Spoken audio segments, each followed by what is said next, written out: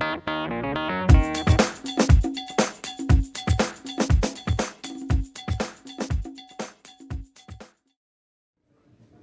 alors on va démarrer. Bonjour à toutes et à tous. Bienvenue donc à cette rencontre dédicace avec Philippe Aymon, donc auteur entre autres de Lady S. Ça, on va avoir l'occasion de creuser un peu le sujet. Merci au Forum du Livre de nous accueillir et d'organiser cette rencontre. Donc le programme, c'est discussion pendant un quart d'heure, 20 minutes. Ensuite, Philippe rejoindra ses lecteurs pour une séance de dédicace. On va démarrer tout de suite. Aujourd'hui, c'est un peu un événement puisque sort le 10e album de Lady S, ADN, son titre. Quand je dis c'est un événement parce que pour la première fois, tu t'es chargé de tout, c'est-à-dire du scénario, du dessin. Donc tu vas nous en parler, parce que ça c'est vraiment très intéressant. Je voudrais juste poser une première question juste avant ce 10e album, c'est quand tu travailles avec Jean Van Damme, donc je présente plus que brièvement 13, Torgal, Margot Winch et Lady S. Quelques autres, oui. Et quelques autres, alors là, voilà. Comment ça se passait avec Jean Van Damme? Comment tu travaillais? Eh bien, ça se passait très bien. Je recevais 44 planches d'un scénario entièrement écrit, je lisais ça, c'était parfait, et je commençais à dessiner. Voilà. Ensuite, j'envoyais mes crayonnés à Jean. Une fois que j'avais dessiné une séquence, je lui envoyais la séquence à l'état de crayonné. Il prenait son téléphone, il m'appelait, il me disait « Écoute Philippe, c'est très bien, tu peux continuer ». Et voilà, et on a fait 9 albums comme ça. D'accord. À peu près, alors. Je résume, mais c'est ouais. comme ça que ça s'est passé. Et j'étais très triste quand il a décidé d'arrêter. Alors les raisons de cet arrêt, toi tu les connais? Je connais celles qu'il m'a données, mais est-ce que ce sont les vraies raisons? Je ne sais pas. Il m'a dit qu'il avait envie de prendre un peu plus de temps pour lui. Et surtout, il y a une chose qui commençait à lui peser, c'était la contrainte, qui est une contrainte voulue, mais c'est quand même une contrainte, de sortir un album tous les ans quand on fait une série.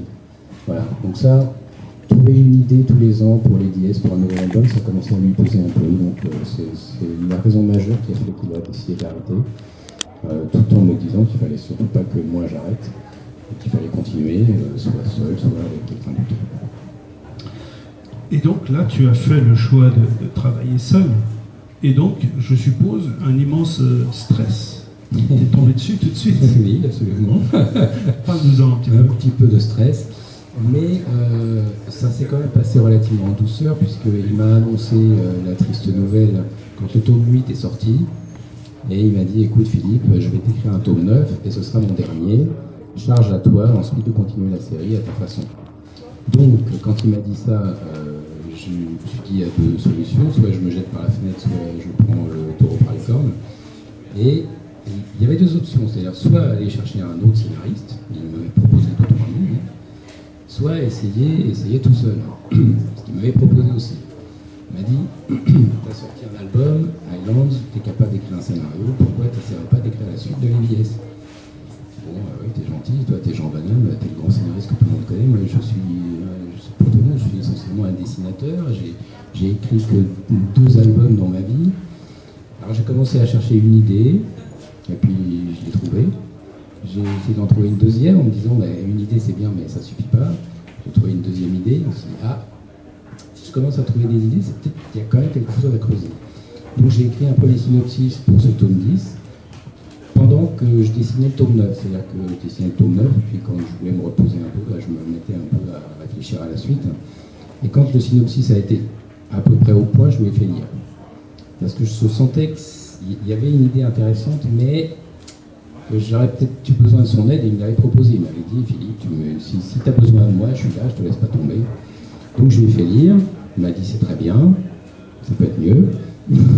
Donc il m'a fait quelques suggestions pour améliorer les choses, il m'a apporté 2 ou 3 éléments que j'ai intégrés dans mon histoire, mais il a fait ça très intelligemment, c'est-à-dire qu'il a complètement respecté mon idée générale, ma trame, mes personnages, il a tout gardé, sauf qu'il m'a amélioré un peu les choses, quoi. Il m'a restructuré un peu les choses. Ensuite, j'ai écrit mon scénario, découpage, dialogue, je lui ai fait lire, il m'a dit c'est très bien. Il m'a dit là, sur cette séquence, tu devrais peut-être développer un peu. j'ai développé un peu, et puis voilà. D'accord, tu as vraiment travaillé sous l'œil bienveillant, je dirais, de ton ex-collègue. Après, moi, ce qui m'intéresse de savoir, c'est comment tu arrives à travailler en tant que scénariste et ensuite en tant que dessinateur. Tu scindes bien les deux, c'est-à-dire est-ce que... Alors je sépare les deux vraiment, c'est-à-dire que quand je suis scénariste, je suis dans mon histoire avec mes personnages et à aucun moment je me pose des questions graphiques de est-ce que ça va être facile ou pas facile à dessiner. Quand j'ai fait Highlands, je me suis écrit la bataille de Culloden, pour un scénariste, wow, c'est chouette, c'est qu'une petite bataille, mais je pensais pas que j'allais la dessiner derrière. Donc à chaque fois c'est ça, c'est-à-dire que pour le Lady S c'est la même chose, je me suis écrit le scénario, et puis après le dessinateur prend le relais, c'est-à-dire que là du coup je suis dessinateur depuis assez longtemps sur les scénarios des autres, ça change pas grand-chose finalement, après je fais mon boulot quoi. Tu maudis quand même de temps en temps le scénario, je oui, suppose. Ouais, ça arrive, ça. Oui, ça arrive, mais c'est pas grave, hein, c'est comme ça qu'on progresse. Donc en réalité, tu es totalement schizophrène maintenant. Oui, totalement. Ouais, tu as par contre arrêté de faire la couleur. Je crois que c'est à partir du 6e album, c'est ça? Exact. Pourtant, je crois que tu aimais bien la couleur. Ah, mais j'aime toujours, et d'ailleurs, sur Highlands, j'ai fait la mise en couleur.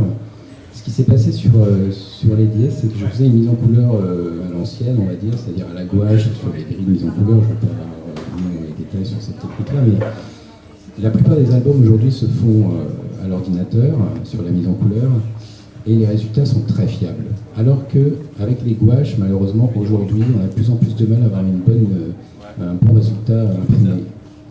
Ce qui fait que sur les DS, je me suis dit, allez, il faut que je passe à l'informatique, mais j'avais pas les compétences techniques nécessaires, donc j'ai pris un coloriste à ce moment-là, en me disant, pendant que lui va avancer sur les DS, moi je vais pouvoir justement me consacrer aussi à mon projet personnel. Et sur Highland, j'ai appris à faire de la mise en couleur sur l'ordinateur, sauf qu'entre-temps, le coloriste de les DS il était très bon, et il est toujours très bon, et je le garde, j'ai pas envie de le laisser partir. Donc voilà, c'est comme ça que la couleur de l'IDS m'a échappé. En effet, le résultat. Et je me sens moins seul du coup, parce que comme je suis à la fois scénariste et dessinateur, j'ai quand même un petit compagnon qui m'accompagne. J'ai un petit coloriste avec moi. Tu arrives à partager un peu tes angoisses, donc voilà, c'est important. C'est ça, oui. Alors j'ai cru comprendre que tu faisais partie de ces dessinateurs qui travaillaient entre guillemets à l'ancienne, c'est-à-dire tout simplement sur du papier avec des crayons, plumes, pinceaux. Je crois que tu continues. Oui, mais je travaille aussi avec l'ordinateur pour tout ce qui est mise en place des cases. Le lettrage notamment est numérisé. Donc je scanne mon storyboard, je mets mes textes en place, et ensuite j'imprime ça sur un papier à dessin, et là je fais mon crayonné à la main comme un vieux dessinateur. Et une fois que mon crayonné est terminé, je le scanne, donc je fais un nouveau scan du crayonné, que je m'imprime en plus grand format, qui me permet ensuite de faire un ancrage sur un format relativement grand, et c'est pareil pour tous les détails, on ne fait pas forcément sur le format intermédiaire que j'utilise pour mes crayonnés. D'accord, donc c'est un mix entre l'ancienne façon de faire, oui, et puis aujourd'hui où il y a des dessinateurs qui ne travaillent uniquement à l'ordinateur. Oui, bien sûr, je pourrais très bien faire mon ancrage au stylet, j'ai fait des essais qui sont vraiment très très intéressants, mais j'ai envie de garder ce contact avec l'encre, avec le papier, faire des tâches de temps en temps, des ronds de café sur les planches, c'est sympa ça. Les ronds de café, c'est important. Alors justement, du point de vue technique je dirais de dessin, ce qui est assez étonnant, c'est que on peut dire dans les dièses que c'est un dessin, je dirais, qui appartient à la ligne claire, entre guillemets, je dirais qui se rapprocherait de ce que fait André Juillard, qui est un peu renouvelé de genre. Oui. Et dans Highland, donc cet autre album que tu as entièrement aussi écrit et dessiné, la technique est différente. Alors la technique n'est pas tellement différente, sauf que j'ai poussé l'ancrage plus loin. C'est-à-dire que par rapport à une planche de Lady S où à un moment je m'arrête sur l'ancrage, c'est un ancrage au trait avec quelques ombres noires, mais voilà, après je m'arrête là. Sur Highland, j'ai eu envie de rentrer dans les matières avec l'ancrage, en mettant plein de petits traits supplémentaires, parce que je trouvais que, d'abord j'avais envie de faire ça, moi sur le plan strictement du dessin, ça m'intéressait au moins une fois dans ma vie d'aller dans cette direction. Et puis je trouvais que ça collait bien avec le style avec l'époque que j'étais en train de dessiner, avec les côtés gravure de l'époque. Voilà, c'est aussi pour ça que j'ai poussé les choses.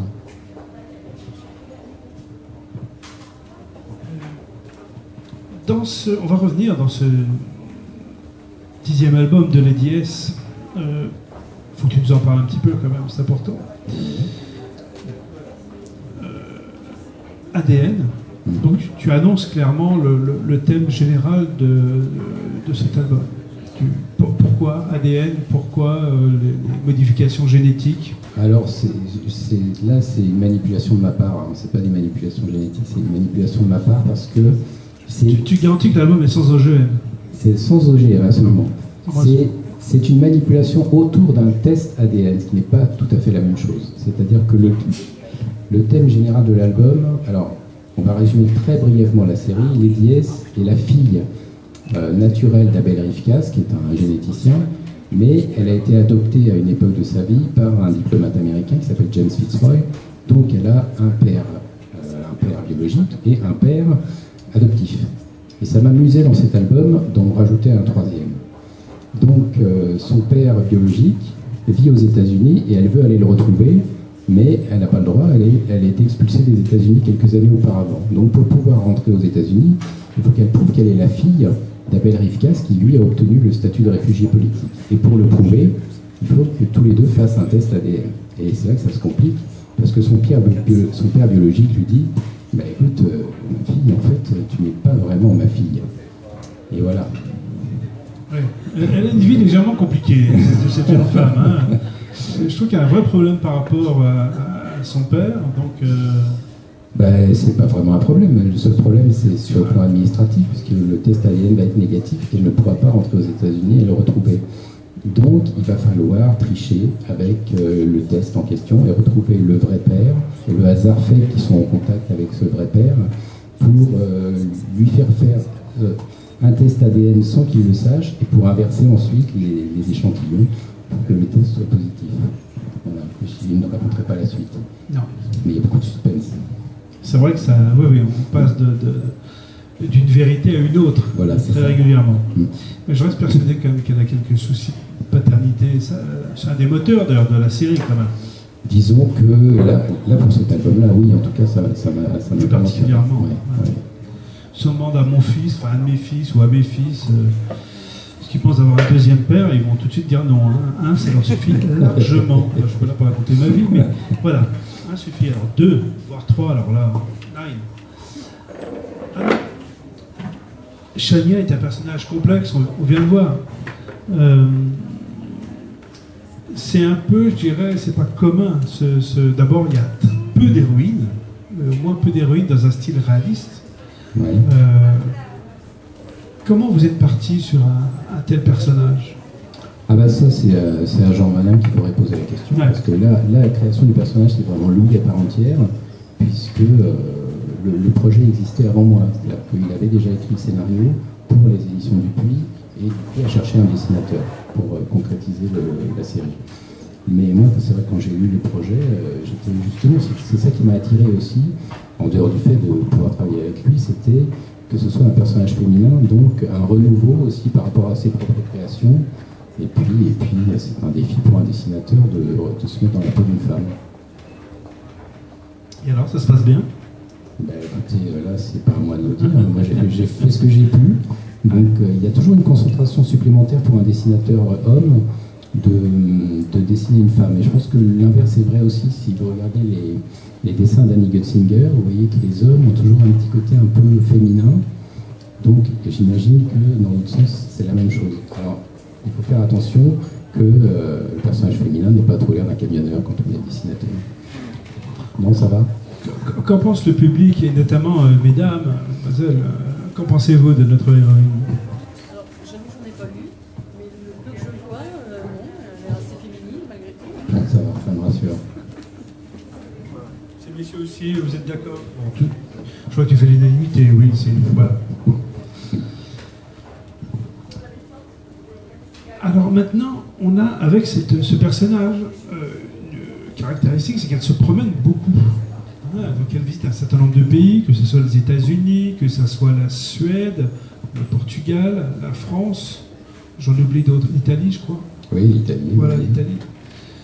Et alors je crois que du coup, toi tu es obligé d'aller en repérage, ce qui doit être extrêmement difficile d'aller faire le repérage des voyages dans tous ces pays-là. Oui, oui, je suis obligé. Ah, Pas le c'est choix. vrai. Là, pour le tome 10, je suis allé à Berlin. C'est le quart d'heure, là c'est la séquence émotion là, ça devient difficile un On n'a peu. pas le choix. Ouais. Et d'ailleurs, à tel point même que pour certains albums, les gens me demandaient où j'avais envie de voyager avant d'écrire le scénario. C'est-à-dire que le tome 3 qui se passe à Stockholm n'aurait jamais existé si je n'avais pas dit mais moi je veux aller faire un tour dans les pays du Nord. Alors je me laissais la liberté du pays, j'ai dit moi j'aimerais bien un album qui se passe là-haut. Il a choisi Stockholm parce que après évidemment il y a les prix Nobel, il y a toute une histoire avec les prix Nobel.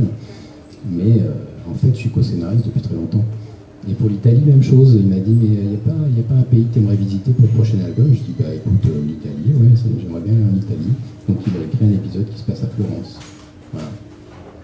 On joint l'utile à l'agréable. Donc ça veut dire des dessins, des croquis, des photos. Comment Je ça fais fonctionne en fait des dessins jamais parce que j'ai pas le temps. Parce que en général quand je fais mes repérages il pleut, à Lisbonne il pleuvait, à Berlin il pleuvait, à Stockholm il pleuvait, et j'ai beaucoup de chance avec mes repérages, donc faire des dessins sous la pluie c'est pas pratique. Mais moi j'ai la pratique du travail avec Pierre Christin, qui à l'époque où je travaillais avec lui, il me donnait beaucoup de photos et des très mauvaises photos. Et donc je respecte ça, c'est-à-dire que je fais des très mauvaises photos pour ne pas être tenté justement de décalquer mes photos et au contraire de pouvoir me les réapproprier après coup et les réutiliser et les réinventer pour ma mise en scène. Voilà. Un peu l'idée. Mais les croquis, non, ça n'est pas possible. Alors, l'espionnage aussi, on peut dire, entre guillemets, dans cette série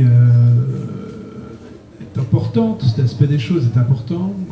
Est-ce qu'il y a des choses qui vous ont, je dirais, ou qui t'ont, Jean-Rollin bien sûr, mais toi, c'est des choses qui t'ont impressionné, qui t'ont marqué, et que tu as pu digérer et peut-être parfois mettre des morceaux dans tes... Qu'est-ce qui vous a inspiré, quoi, voilà, tout simplement. J'avoue que sur le début de la série, j'ai laissé Jean vraiment s'occuper de ça sans trop y penser, mais quand il m'a passé le relais, on va dire, là j'ai commencé à réfléchir sérieusement et je me suis mis à lire des livres sur l'espionnage, mais pas des romans d'espionnage, des livres vraiment sérieux de journalistes sur les services secrets. Et alors là, j'ai découvert des choses incroyables, vraiment incroyables. Je pense que je pourrais faire 10 albums simplement en reprenant quelques anecdotes, des choses hallucinantes. Donc oui, il y a des choses qui vont servir, je pense. Et notamment, il y en a une que j'ai un petit peu utilisée dans cet album. C'est un côté qu'on n'a pas du tout. Quand on voit un James Bond, on ne se rend pas compte de ça. Mais la plupart des agents secrets et des espions deviennent plus ou moins fous et paranoïaques. Et moi, je trouve que c'est un aspect très intéressant du métier, justement. En tout cas, pour une bande dessinée comme les DS, je pense que ça peut servir. Mais voilà, plein d'anecdotes comme ça que j'ai trouvées. Est-ce que tu es en train de nous dire que les dièses, Chania, pourraient devenir folles vers la fin de la série? Enfin, on n'en est pas là encore. Alors elle, je ne pense pas, parce que justement, elle fait tout pour ne pas rentrer dans ce jeu de l'espionnage, puisque c'est une espionne malgré elle. Et que là, en tout cas pour l'instant, elle en est quand même plus ou moins sortie. Elle a réussi à sortir de ça. Bon, elle ne va pas en sortir complètement, mais ça sera pour la suite. Ça. Mais non, je ne pense pas qu'elle devienne folle. Non, elle a les pieds sur terre. J'ai vu quelque part que tu travaillais en musique, et notamment avec beaucoup de BO, de films, notamment Ennio Morricone. Ça m'a un petit peu parlé, donc tu peux... Ouais, aussi j'aime beaucoup. Oui, le travail en musique, je pense que c'est pas très original, la plupart des dessinateurs travaillent comme ça. Moi, j'ai besoin de la musique de film parce que ça me met dans un certain état d'esprit. Et les musiques de films sont faites pour coller à des films, c'est un peu le but, et les films racontent des histoires. Donc une musique de western, une musique de film d'action, une musique de film romantique. Je sais pas, il était une fois dans l'Ouest et autant n'importe le vent, c'est pas tout à fait la même musique. Donc à chaque fois qu'on écoute une musique de film, on est dans un état d'esprit, voilà. Et Morricone, c'est un génie absolu, et qui a écrit pour tous les genres et avec beaucoup de talent. Donc ouais, moi ça me porte particulièrement, c'est une musique qui m'inspire. Je pense que ça m'inspire plus que de regarder les dessins d'un autre dessinateur par exemple. Ouais, c'est assez étonnant, enfin je veux dire, Moi ça m'est tout à fait naturel, je pense que ça, effectivement ça peut être surprenant, mais par exemple il y a des scénaristes qui travaillent en musique aussi, Bollé avec qui j'ai fait Apocalypse Mania, lui il a conçu certains albums en écoutant des musiques, précisément certaines musiques, et il a même utilisé la structure des musiques pour construire son histoire. Je ne sais pas comment il l'a fait, mais je sais qu'il l'a fait. Donc il y a quelque chose avec la musique. Alors, on va conclure gentiment, mais justement, tant qu'on est dans la musique, qu'est-ce que tu nous conseilles d'écouter en lisant ce 10e album? Ah là là, si on reste chez Morricone, il y a toute la période des années 70 avec tous les petits giallo italiens, c'était des petits films, mais souvent des films insignifiants avec des musiques absolument géniales. Il y a un film qui s'appelle Spasmo, par exemple, avec une musique sublime. Il y a La Cité de la Violence, il y a des musiques comme ça. Toute cette période des années 70, je dirais. Bon. Est-ce qu'il y a des questions dans le public, monsieur? L'adaptation au cinéma de l'IDS. Est-ce que vous prévoyez qu'il y ait un jeu, une adaptation de l'IDS au cinéma? Ou peut-être à la télé, je sais pas. Alors, on va faire un petit retour en arrière, parce qu'en fait, à l'origine, l'IDS était prévu pour être une série télé. C'est-à-dire que Jean avait écrit le projet pour une série télé qui ne s'est jamais faite.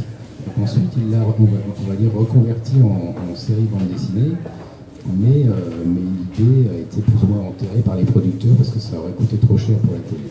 Après, pour le cinéma, pourquoi pas, mais là, honnêtement, moi je suis absolument pas décideur de ce genre de choses. Si un producteur trouve qu'il y a des choses à faire avec l'IDS, il viendra nous trouver, et ce jour-là, je pense qu'on sera très content. Mais moi, tout seul, dans mon petit coin, je ne vais pas me mettre à monter un projet cinéma. D'abord, j'ai pas envie. S'il y a un film qui se monte un jour, j'ai pas envie de mettre mon nez dedans parce que c'est pas le même métier et je sais ce que c'est qu'un film et j'ai pas envie de rentrer là-dedans. Mais par contre, oui, ça peut être intéressant pour les spectateurs. Oui, ça peut être intéressant.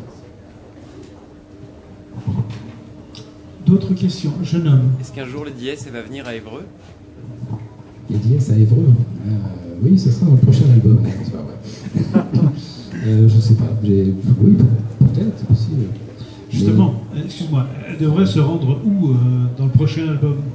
On sait que c'est pas Évreux déjà. Oui, mais si je le dis, je révèle tout du prochain album. Parce que là, c'est un lieu particulier. Alors pour une fois, je dois le dire, je ne pourrais pas aller faire les repérages sur place. Et là, c'est pour moi. Bien, eh bien écoutez, on va prendre les paris. Chercher. On va prendre les paris alors.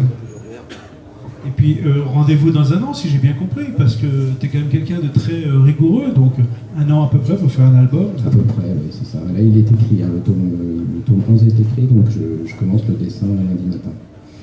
D'accord. Je t'appelle lundi matin pour vérifier tout. Bon ben c'est parfait. Eh bien, écoutez, merci de votre attention. On va maintenant laisser place donc à la dédicace. On aurait pu parler plus longtemps, j'aurais dessiné moins longtemps aussi. Non mais c'est pas grave. Je suis là pour ça. Mais je crois que tes lecteurs sont quand même aussi très désireux je rigole. de te voir à l'œuvre. Merci à tous en tous les cas. Merci Philippe. Mais,